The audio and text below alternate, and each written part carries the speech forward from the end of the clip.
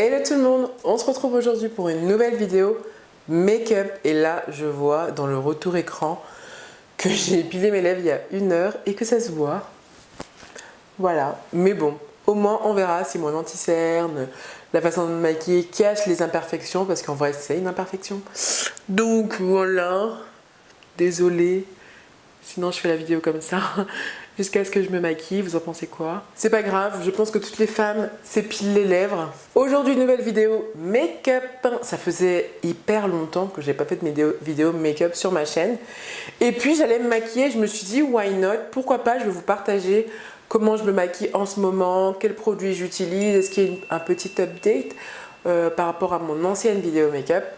Donc voilà, écoutez, n'hésitez pas à liker et à vous abonner si vous aimez les vidéos maquillage. Et dites-moi dans les commentaires quel style de vidéo vous aimez voir sur ma chaîne. Bon, c'est parti, let's go, allons cacher cette horreur.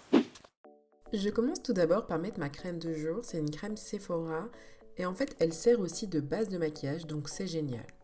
Ensuite j'hydrate mes lèvres parce que j'ai les lèvres tellement sèches les gars que j'en ai besoin. On passe ensuite à mon anti-cerne de chez Makeup Revolution. Alors j'alterne entre le C12.7 et le C13, mais ma teinte parfaite en vrai c'est la C13 et là j'en avais plus. Donc voilà, j'en mets un peu partout pour illuminer, on va dire, illuminer en gros. Et en vrai c'est la première fois que en fait je me voyais en retour écran et ça m'a choquée. Je pensais pas que ça faisait aussi gris parce qu'en vrai dans le miroir j'ai pas du tout cette impression donc bon voilà. Ensuite, je mets mon effaceur de cerne de chez Jumet en teinte caramel. Et là, c'est vraiment pour illuminer le dessous de mon œil. Mais bon, à vrai dire, j'étais grise donc. Bref, avec ma poudre translucide de chez NYX, je viens matifier le dessous de l'œil et la zone T. Avec le peu de poudre MAC qui me reste, je viens vraiment essayer de faire tous les contours de mon visage, un peu réaligner mon teint, parce que cette poudre elle est un petit peu trop foncée pour moi. On passe ensuite aux sourcils et là j'utilise mon crayon de chez Lancôme en teinte brun et ce crayon il me convient parfaitement, ça va faire à peu près 1 an et demi que je l'utilise. Je l'aime toujours autant et voilà. J'utilise mon goupillon pour un peu estomper la matière pour faire un effet un peu plus naturel. Avec ma palette The Nude, encore une fois de chez Je mets Maybelline, je viens me faire un maquillage plutôt simple, plutôt doux. Alors vous pouvez faire quelque chose de beaucoup plus light en mettant un peu moins de matière. Mais voilà, moi j'ai voulu faire quelque chose d'un petit peu plus forcé, très pailleté. Ou alors pour faire quelque chose d'un peu plus nude, vous pouvez utiliser des fards mat. Et là vraiment ça va faire joli.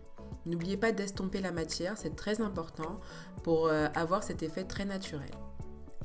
Je viens ensuite faire un eyeliner fard, donc avec un peu de noir et un peu de kaki, mais juste pour rehausser en fait mon ras de cils supérieur et pour structurer un peu mon œil parce que je trouve qu'il manquait quelque chose et puis j'avais peur de rater avec un eyeliner liquide. Donc voilà, un eyeliner fard, je trouve que c'est le meilleur moyen de rehausser de façon très subtile.